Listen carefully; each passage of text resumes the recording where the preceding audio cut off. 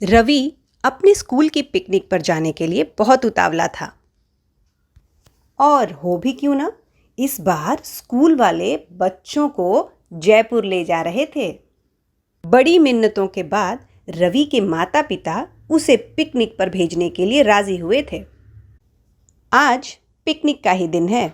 रवि और उसके दोस्त खुशी खुशी पिकनिक के लिए रवाना हो गए। जयपुर पहुंचते ही सभी बच्चों को होटल में एक एक कमरे दे दिए गए और उनसे ये कह दिया गया कि सभी बच्चे अपने कमरों में 1 घंटे आराम करने के बाद नीचे होटल के हॉल में मिलेंगे। सभी बच्चे सफ़र में काफ़ी थके हुए थे, इसलिए अपने अपने कमरों में पहुंचते ही सब सो गए।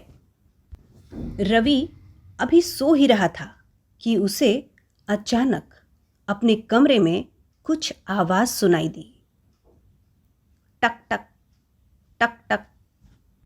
ये आवाज़ सुनते ही रवि की आंख खुल गई। उसने कमरे के चारों तरफ देखा, पर वहाँ उसे कुछ नहीं दिखाई दिया।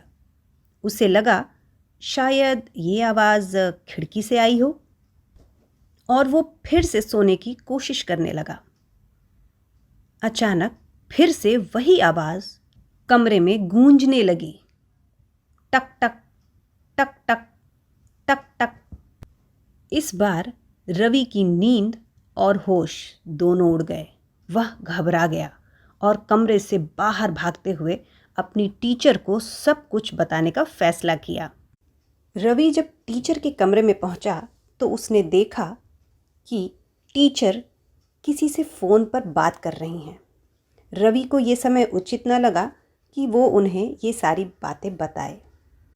रवि ने निश्चय किया कि वो इस बार डरेगा नहीं, बल्कि इस बात का पता लगाएगा कि ये आवाज़ आ कहाँ से रही है।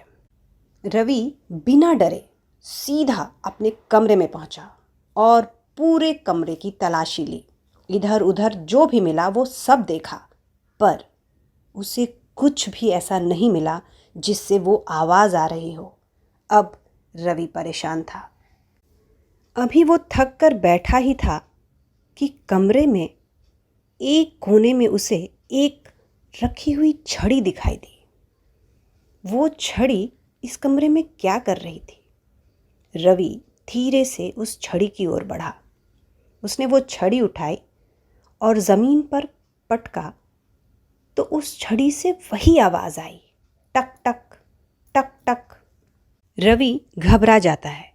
वह वो छड़ी उठाकर दौड़ता हुआ होटल के मैनेजर के पास पहुंचता है और उससे ये पूछता है, मेरे कमरे में ये छड़ी क्या कर रही थी और इस छड़ी से ये अजीब सी आवाज़ क्यों आती है?